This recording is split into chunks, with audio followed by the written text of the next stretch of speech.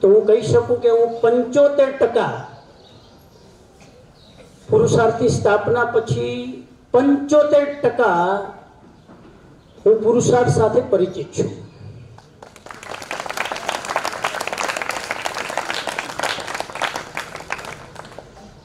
લગભગ 12 વર્ષ પહેલા, 12 થી 15 વર્ષ પહેલા કોઈક સંત ભાનવડમાં આવે છે અને સંત કોઈક બીજી સ્કૂલમાં શિબિર માટેને આમંત્રણ હોય છે એટલે શિબિર કરે છે.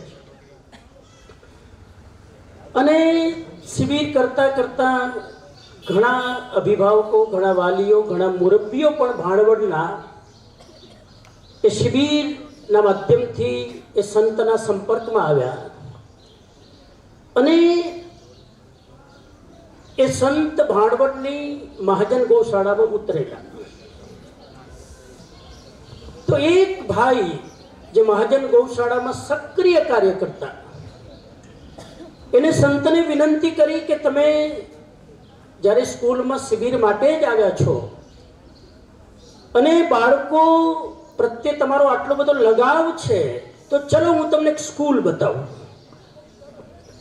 એ ભાઈ એ સંતને, જે ભાણવડમાં પહેલી વાર આવેલા છે, એ સંતને, એ ભાઈ જેનું નામ મુકેશ સંઘવી, એ ભાઈ એને પુરુષાર્થ સ્કૂલમાં લઈને આવે છે.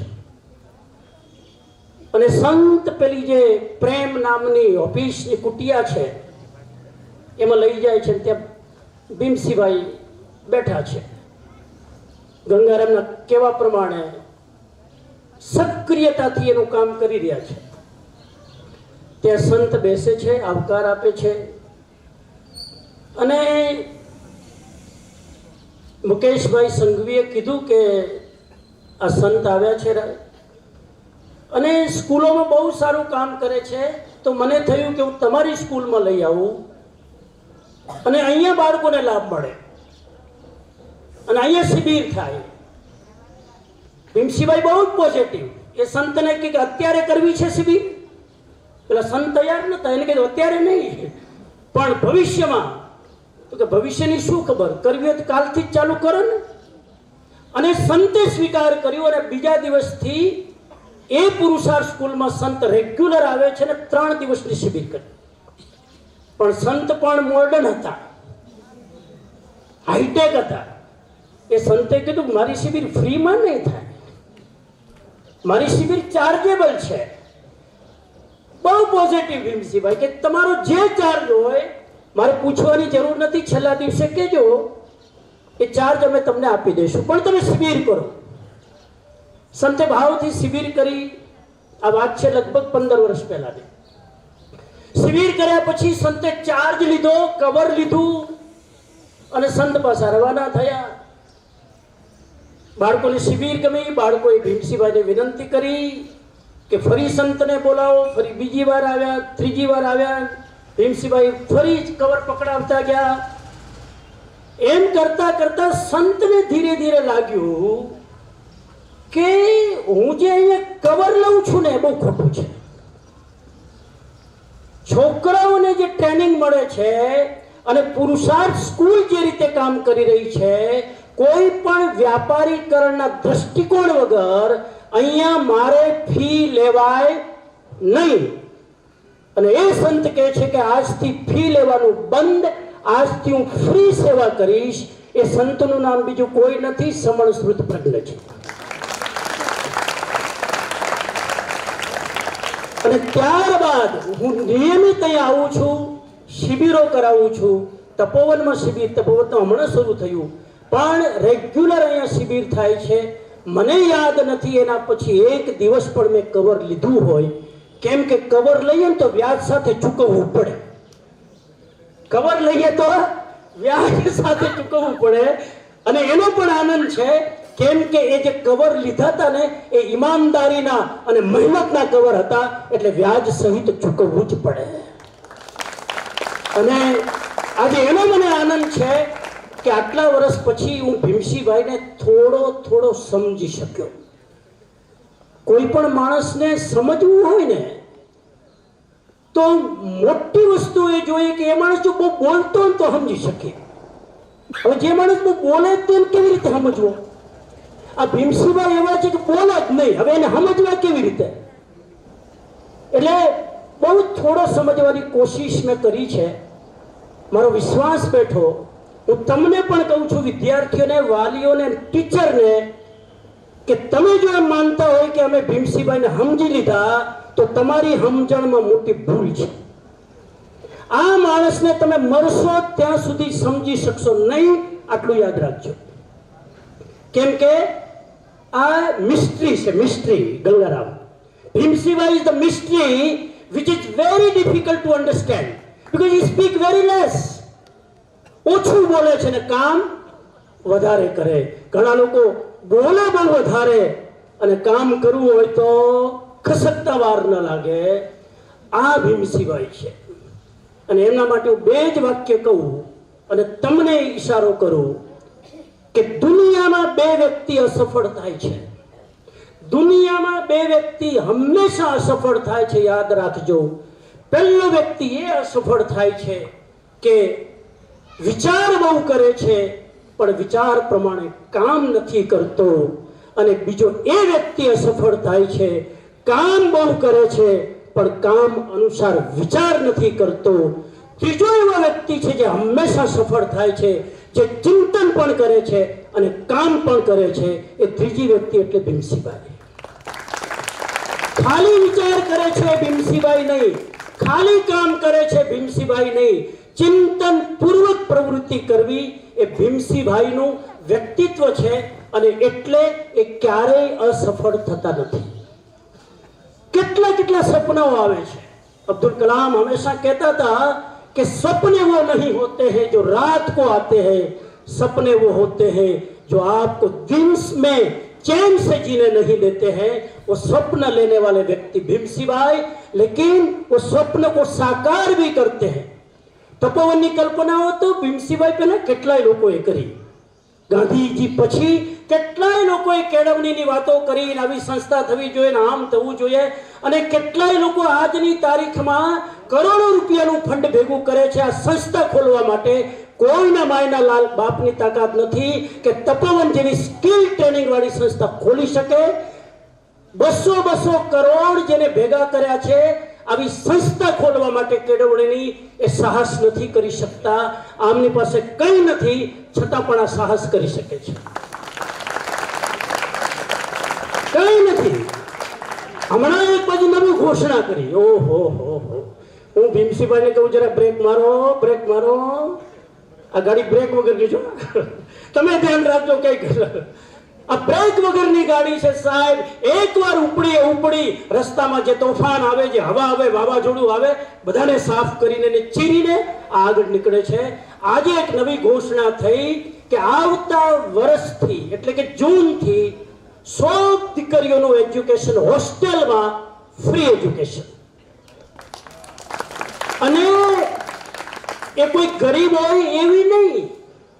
નો ક્રાઇટેરિયા ખાલી વાલીઓનો હશે. વાલીનો અભિગમ જોવામાં આવશે. દીકરીઓ સાથે કોઈ એવી કન્ડિશન નથી કે ગરીબ હોય એ જ દીકરી ફ્રીમાં ભણી શકે. જેની 50 વીઘા જમીન હોય એવી દીકરી પણ હોસ્ટેલમાં આવશે તો 100 દીકરીઓમાં એનો નંબર આવશે. ખાલી ગરીબ માટે નથી. આ કોઈ પણ પહેલી 100 દીકરીઓ એડમિશન લેશે એને ફ્રી એજ્યુકેશન આપવામાં આવશે. એનો અર્થ એ થયો, ઘણા બધા વિચારતા હશે કે ભીમસિંહભાઈ પાસે કરોડો રૂપિયા હશે ને તો આ બધું ફ્રી કરે છે. અથવા તો મારી દ્રષ્ટિએ કે પલાણ દાદા કે એમના ઘરમાં મની પ્લાન્ટ હશે, એના બેનના ઘરે જઈને જોવું પડશે. ઘણા મની પ્લાન્ટ રાખે. મની પ્લાન્ટ એ જ રાખે જે મનથી ગરીબ હોય, જે મનથી અમીર હોય એને મની પ્લાન્ટ રાખવાની જરૂર નથી. કેમ કે મની તો કુદરત એની મેળે એની પાસે મોકલતી હોય છે. મની પ્લાન્ટની જરૂર નથી. હું કહેવા માંગુ છું કે ભીમસિંહભાઈ કોરોનામાં, લોકડાઉનમાં બધા જ શિક્ષકોના પગાર એમને કર્યા છે. કોઈ શિક્ષકને લે ઓફ નથી આપ્યો. સામે ચાલીને સ્વેચ્છાએથી ગયા અલગ વસ્તુ છે. આ લોન લઈને પણ 2 લોન લઈને પણ ભીમસિંહભાઈએ પુરુષાર્થ સ્કૂલે શિક્ષકોના પગાર ચૂકવ્યા છે. એટલે તમે એમ ન માનતા કે ભીમસિંહભાઈ પાસે સગવડ છે એટલે આ ફ્રી એજ્યુકેશન કરે છે. સગવડ નથી, પણ દીકરીઓનું એજ્યુકેશન કેટલું ઇમ્પોર્ટન્ટ છે એ સમજે છે અને માને છે કે પૈસા તો કુદરત ગમે ત્યાંથી મોકલશે. મેં જોયું છે આ વ્યક્તિને, ખૂબ એને કુદરત ઉપર ભરોસો છે, ખૂબ એને ઈશ્વર ઉપર ભરોસો છે કે સારું કામ કરીએ તો કુદરત આપણી સાથે હોય છે. મને 2 વાક્યો યાદ આવ્યા, એ વાક્ય હું શેર કરું. અગર નિયત અચ્છી હો, अगर नियत अच्छी हो तो नसीब कभी बुरा नहीं होता है. अगर नियत अच्छी हो तो नसीब कभी बुरा नहीं होता है. ભીમસિંહભાઈ ની નિયત સાચી છે. મારે બીજી એક વાત કરવી છે આ અવસરે કે સંસ્થાઓ તો ઘણી બધી છે, ઘણું સારું કામ પણ સૌ પોતપોતાની રીતે કરતી હોય છે ને કરે છે. પુરુષાર્થ સ્કૂલ આ બધી જ સંસ્થાઓથી અલગ શું કામ પડે છે? મારા અનુભવથી આ છેલ્લા 15 વર્ષથી હું જોઉં છું ત્યારે મને લાગે છે કે પુરુષાર્થ સ્કૂલ બધી સ્કૂલોથી અલગ પડે છે. ખાલી ભાણવડની સ્કૂલોની વાત નથી કરતો, ખાલી દ્વારકા જિલ્લાની સ્કૂલોની વાત નથી કરતો, ગુજરાતની બધી સ્કૂલોથી આ સંસ્થા અલગ એટલા માટે પડે છે કે આ સંસ્થામાં જે ટ્રેનિંગ આપવામાં આવે છે, જે કેળવણી આપવામાં આવે છે, જે શિક્ષણ આપવામાં આવે છે, એના મૂળમાં ચરિત્રવાન, નિષ્ઠાવાન અને ઈમાનદાર વ્યક્તિત્વ છે. એના કારણે હું તો આજે સવારે વિચારતો હતો કે ભીમસિંહભાઈના વ્યક્તિત્વના કારણે શિક્ષકો ઉપર એની છાપ પડે છે. આમાંથી કેટલાય શિક્ષકો અલગ અલગ બેકગ્રાઉન્ડથી આવતા હોય, કેટલું પોતાનું એટીટ્યુડ અને વ્યક્તિત્વ લઈને આવતા હોય, અહીંયા આવ્યા પછી યા તો એને ભીમસિંહભાઈના પર્સનાલિટી પ્રમાણે ઢળવું પડે અથવા પછી અહીંથી રવાના થવું પડે. એ તો તમે સમજી ગયા ને, બેનો જો સ્માઇલિંગ કરે છે, હું સમજી ગઈ. યા તો તમારે ભીમસિંહભાઈના વ્યક્તિત્વ પ્રમાણે ઢળવું પડે અથવા તમારે આ સંસ્થાથી વિદાય લેવી પડે. એવું આ એક વ્યક્તિત્વ છે ભીમસિંહભાઈ. ઓછું બોલે છે પણ એની નજર બધે હોય છે, ઓછું બોલે છે પણ એના ધ્યાનમાં બધી જ વસ્તુ હોય છે. એ વ્યક્તિને ડિસિપ્લિન કર્યા વગર અંદરથી વ્યક્તિ કેમ બદલાય એના ભાવથી એ વ્યક્તિને બદલવાની કોશિશ કરે છે. અને બિલકુલ નરોત્તમ દાદાએ આટલા અનુભવી, આટલા ઇતિહાસવિદ, ગાંધીજીને જેને આટલા પચાવ્યા હોય એ માણસ છાતી ઠોકીને એમ કહી શકે કે મહાત્મા ગાંધી પછી વર્તમાનમાં छोटे गांधी मुझे भीमसिंहभाई दिखाई देते हैं. એની અંદર આ વ્યક્તિત્વ છે. સાહેબ, આ વ્યક્તિ કોઈ સામાન્ય બોલે ને તો આપણને થાય કે આ ફેકમ ફેક કરે છે. ઇતિહાસવિદ જ્યારે માઇકમાં તમારી સામે બોલતા હોય કે આવું વ્યક્તિત્વ, અને અમે જોયું છે કે અહીંયા ટીચર આટલા નિષ્ઠાથી કામ કરે છે, વિદ્યાર્થીઓ આટલા ડિસિપ્લિનથી ભણે છે. એનું એક કારણ એમને સંચાલક ઉપર ભરોસો છે, એમને આ સંસ્થાના મેનેજિંગ ટ્રસ્ટી ઉપર ભરોસો છે. બાકી તો હું પણ ઘણી બધી સ્કૂલોમાં જાઉં છું, મેનેજમેન્ટ પણ જોઉં છું. સાહેબ, ચરિત્રના ઠેકાણા નથી હોતા, નીતિઓના ઠેકાણા નથી હોતા. અંદર સ્ટાફની અંદર જ કેવા સંબંધો ચાલતા હોય છે. આ બધી જ વસ્તુ મેં માઇન્યુટલી જોઈ છે બધે. આ પુરુષાર્થ સ્કૂલ એક પવિત્ર, એક ચરિત્રવાન, એક નિષ્ઠાવાન અને એક ઈમાનદાર સ્કૂલ છે. અને હું તો કહું છું, પુરુષાર્થ સ્કૂલને બીજો કોઈ એવોર્ડ આપવાની જરૂર નથી. ચરિત્રવાન સ્કૂલ જોવી હોય તો પુરુષાર્થ સ્કૂલ સિવાય તમને જોવા નહીં મળે. અને હું વાલીઓને અભિનંદન આપું. કેટલા પેરેન્ટ્સ અહીંયા બેઠા છે, તમે સદભાગી છો. તમારું બાળક એકવાર આ સંસ્થામાં આવી ગયું, તમે નિશ્ચિંત છો. ભીમસિંહભાઈના માર્ગદર્શન નીચે આવા કુશળ શિક્ષકોના ગાઈડન્સ વચ્ચે તમારા બાળકોનું જે ઘડતર તમે છેલ્લા 3 દિવસથી જોઈ રહ્યા છો, અલગ પોતાની ટેલેન્ટ દ્વારા બાળકો કેટલી રીતે નિખાલસતાથી. સાહેબ, મને તો નાની વાત દાદા બહુ અસર કરે. હું હમણાં જોતો તો આજે સવારે જે પરફોર્મન્સ થતું હતું એનો મોટી દીકરીઓનું, વચ્ચે લાઇટ ચાલી ગઈ, રાઈટ? આ નાની વસ્તુ બહુ ઇમ્પોર્ટન્ટ છે.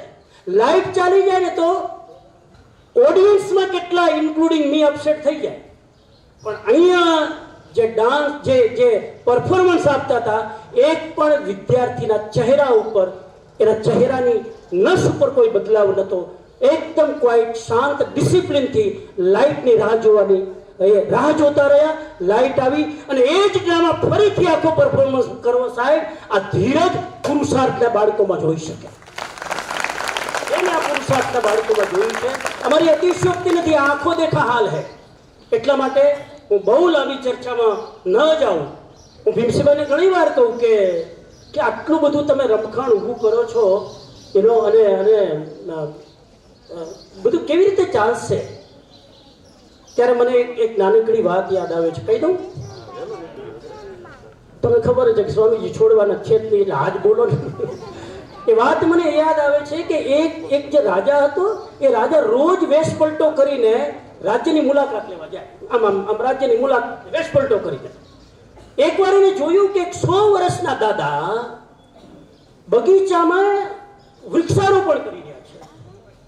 એ રોજ 2-4 દિવસ જોવે. છેલ્લા દિવસે ધ્યાનથી જોયું કે શું વાવી રહ્યા છે. ત્યારે પેલા રાજાને ખબર પડી કે આ દેવદારના રોપા વાવી રહ્યા છે.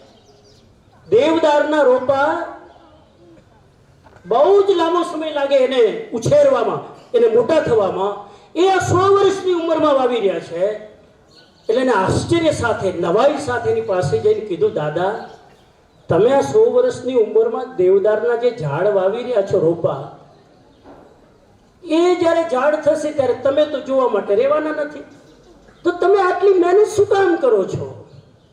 ત્યારે પેલા વૃદ્ધ દાદાએ 100 વર્ષની ઉંમરને કીધું, હે રાજન, એને ખબર નથી આ રાજા છે, હે મહામાનવી, સામે તને નદીના કિનારાની પાર શેઠે તને શું દેખાય છે?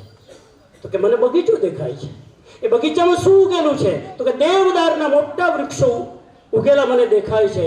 તો કે બસ આનું રહસ્ય એ જ છે, એ જે દેવદારના વૃક્ષો વાવ્યા છે ને, એ મારી ઉંમરથી પણ મોટા છે. અને એ વૃક્ષો કોને વાયા મને ખબર નથી, પણ મારા પૂર્વજોએ વૃક્ષો વાવ્યા છે. એને ખબર નથી કે આનો લાભ કોને મળવાનો છે. આજે એ અમારા પૂર્વજોએ જે મહેનત કરી એનો લાભ અમે લઈ રહ્યા છીએ. તો અમારી ફરજમાં આવે કે અમે એવું કંઈક વાવીને જઈએ કે એ આવતી પેઢીને એ કામ આવે. ભીમસિંહભાઈ માટે તો કહી શકું, કેમ કે 100 વર્ષની કે ઉંમર છે. ભીમસિંહભાઈ માટે ખુશીના સમાચાર એ છે કે એ જે વાવી રહ્યા છે એ પોતે પોતાની આંખોથી જોશે.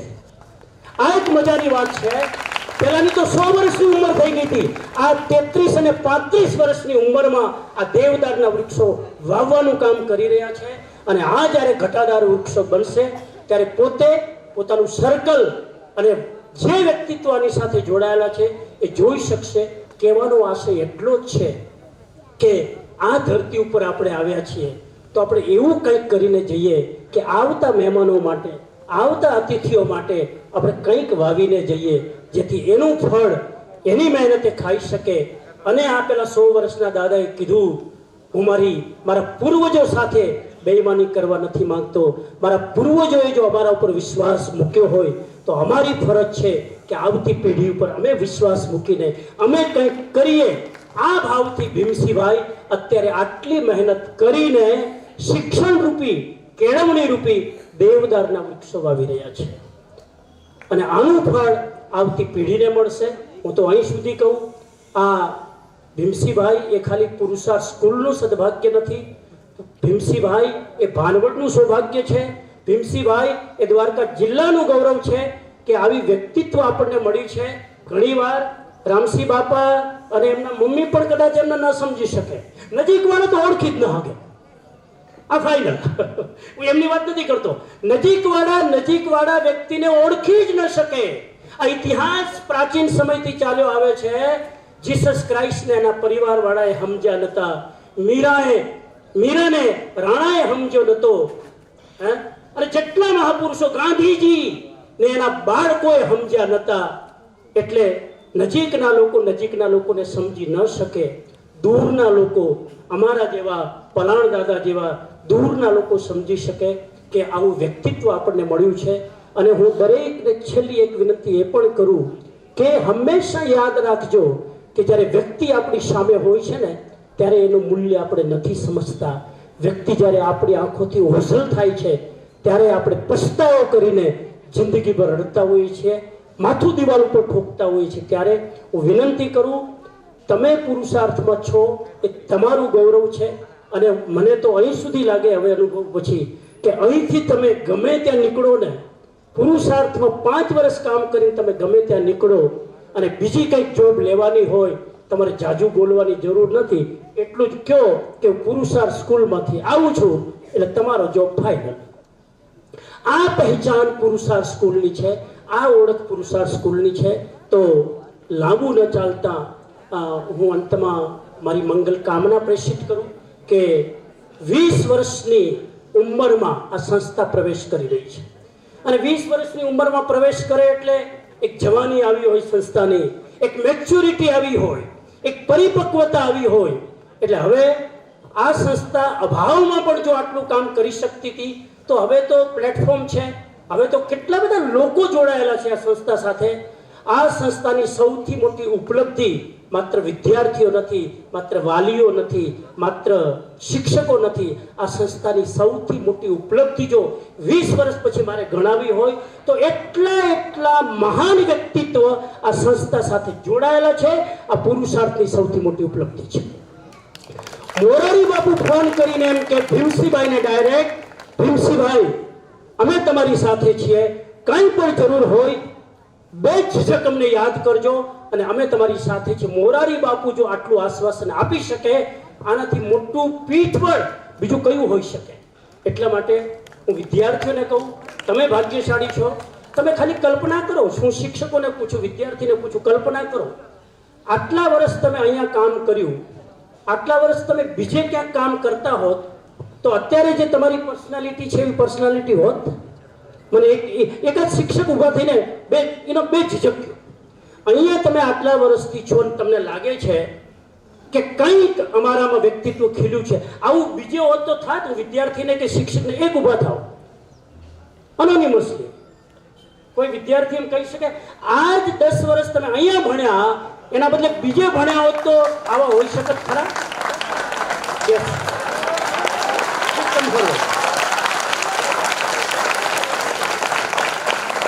મને જાણવું છે, બીકોઝ હું પણ ગ્રામની જેમ આ બધું રિસર્ચ કરું છું. આટલા વર્ષથી તમે અહીં છો, તમને શું લાગે આટલો જ સમય જો બીજી જગ્યાએ હોત તો તમે આવા હોત? અને મારે જવાબ જોઈએ છે. જય દ્વારકાધીશ. હું 18 વર્ષથી ટીચિંગ ફિલ્ડમાં છું અને દ્વારકા મારું વતન છે. હું પાછલા 2 વર્ષથી માત્ર શનિવારે અને રવિવારે જ અહીં આવતો ધોરણ 12ના વર્ગો લેવા માટે. પણ આ 2 વર્ષ દરમિયાન મને અહીંયા એટલી બધી પોઝિટિવ એનર્જી દેખાણી અને મને ખાસ કરીને ખુશાલભાઈનો આગ્રહ હતો કે હવે તમે સાહેબ કે અહીંયા આવો કે પરમનન્ટ. અને અહીંયા આ સંસ્થામાં મેં જોયું, મેં તો ઘણી બધી સ્કૂલોમાં જોબ કરેલી છે, પણ આ સંસ્થામાં જે માહોલ છે ક્રિએટ કરવામાં આવે છે એવો માહોલ મેં એક પણ શાળામાં જોયેલો નથી. આ મારો ખુદનો અનુભવ છે. અને અહીંયા જે પોઝિટિવ એનર્જી જે પ્રાપ્ત થાય છે એ મને એક પણ શાળામાં એવું વ્યક્તિત્વ ભીમસિંહભાઈ જેવું, સંચાલકો, મેં તો આટલા બધા સંચાલકો સાથે સંપર્કમાં રહેલો છું કારણ કે એટલી બધી શાળામાં મેં જોબ કરેલી છે એટલે. પણ અહીંયાના જે સંચાલક શ્રીનું જે વ્યક્તિત્વ છે એ મેં એક પણ સંચાલકમાં એવું જોયેલું નથી. અને આ શાળામાં મને એકદમ કામ કરવું ખૂબ જ ગમે છે. Thank you. જય દ્વારકાધીશ. તો આ પુરુષાર્થ સ્કૂલનો અચીવમેન્ટ છે. અને હું જ્યારે આવું છું અહીંયા, અવારનવાર આવું છું, લગભગ તો ઘણા વિદ્યાર્થીને એમ જ લાગતું હશે કે મેં અહીંયા નોકરી લઈ લીધી છે, મારો જોબ છે લાગે. because I love this school a lot, just like Graham Dwyer. અને મેં જોયું છે કે જેમ ભીમસિંહભાઈ આટલી શાંતિથી, શાલીનતાથી, ધીરજથી માથા પર બરફ રાખીને જે રીતે તમારી સામે પેશ આવે છે, નોટ ઓનલી ધેટ, ભીમસિંહભાઈની જેમ દરેક શિક્ષક, દાદા, દરેક શિક્ષક, દરેક સંચાલક જે આ કેમ્પસમાં છે, મેં કોઈ શિક્ષકને કે સંચાલકને ઊંચા અવાજે બોલતા જોયા નથી. ભીમસિંહભાઈ ધીમે બોલે એ તો એમની સાધના છે, પણ શિક્ષકોની થોડી સાધના હોય. આ શિક્ષકો પણ જ્યારે પણ આપણે વાત કરીએ એટલી શાંતિથી, એટલી શાલીનતાથી આ એમના વ્યક્તિત્વની એમના ઉપર પડતી છાંટ છે. અને એવી રીતે શિક્ષકોમાં, એવી રીતે વિદ્યાર્થીઓમાં પણ આટલા બધા વિદ્યાર્થીઓ છે સાહેબ, પીન પડે તો અવાજ ના આવે, 2 કલાક કાર્યક્રમ હોય તો પણ વારંવાર અહીંથી જાવું આવવું, આ જે શિસ્તતા છે ને, આ શિસ્તતા ભીમસિંહભાઈના વ્યક્તિત્વમાંથી આવી છે. એટલે ભીમસિંહભાઈ ટીચરોનું ઘડતર કરે છે, ભીમસિંહભાઈ વાલીઓનું ઘડતર કરે છે, ભીમસિંહભાઈ વિદ્યાર્થીઓનું ઘડતર કરે છે. અને અમારા જેવા શરૂઆતમાં આવતા હતા ને, સંત તો ફક્કડ હોય, સંત સૌથી ફક્કડ હોય, સાધુને કોઈની ચિંતા ન હોય, ધડધડાટ બોલી દે. અમારા જેવા અહીં આવીને સુધરી ગયા. અમારા સાધુ પણ ઘણી બધી ખામી હતી. ભીમસિંહભાઈ સાથે રહી રહીને અમે થોડાક ઠંડા થઈ ગયા, અમે થોડા શાંત થઈ ગયા. આ એક એવું વ્યક્તિત્વ છે. અને જે નરોત્તમ દાદાનું માર્ગદર્શન મળતું હોય, જ્યાં આવા ધુરંધર વિદ્વાનોના આશીર્વાદ મળતા હોય, જ્યાં ઉષાબેન જેવા અને ગ્રામ જેવા વ્યક્તિત્વનું એક વિદ્યાર્થીઓને ડાયરેક્ટ માર્ગદર્શન મળતું હોય, મને એવું લાગે છે કે આ 19 વર્ષ પૂરા થઈને 20મા વર્ષમાં જ્યારે આ સંસ્થા પ્રવેશ કરી રહી છે, આનું ભવિષ્ય બહુ જ ઉજ્જવળ છે. જો 1 થી 20 વર્ષ યંગ એજમાં, કિશોર અવસ્થામાં, બાળપણમાં આ સંસ્થાએ આટલો પ્રગતિ કરી હોય, તો હવે તો 20 વર્ષનો યુવાન બાળક છે, હવે તો કૂદકાને જમ્પ લગાવીને આ સંસ્થા આવતા 20 વર્ષમાં નવા કીર્તિમાન સ્થાપિત કરે, એવા મારા એક સાધુ તરીકે, એક સંત તરીકે આ સ્કૂલને આશીર્વાદ છે. બાળકો ખૂબ આગળ વધે, તરક્કી કરે અને દુનિયાના એક ટોચ ઉપર પહોંચીને સમાજની સેવા કરે, એવી મારી મંગલ કામના. મને આ સંસ્થા સાથે જોડાવાનો મોકો મળ્યો એ મારું ગૌરવ છે. મને ભીમસિંહભાઈ સાથે રહેવાનો મોકો મળ્યો, મારું ગૌરવ છે. મને વિદ્યાર્થીઓ સાથે અનવરત રહેવાનો મોકો મળ્યો, એ મારું સદભાગ્ય છે. કે આમાંથી 5 બાળકોનું જો પણ આપણે સાચું ઘડતર કરી શકીએ તો આપણો જન્મારો સાર્થક છે, એવું અમે માનીએ છીએ. એવી ભાવના સાથે આપે બહુ શાંતિથી, આનંદથી સમય આપ્યો, સાંભળ્યો. આભાર. જય હિન્દ, જય ભારત.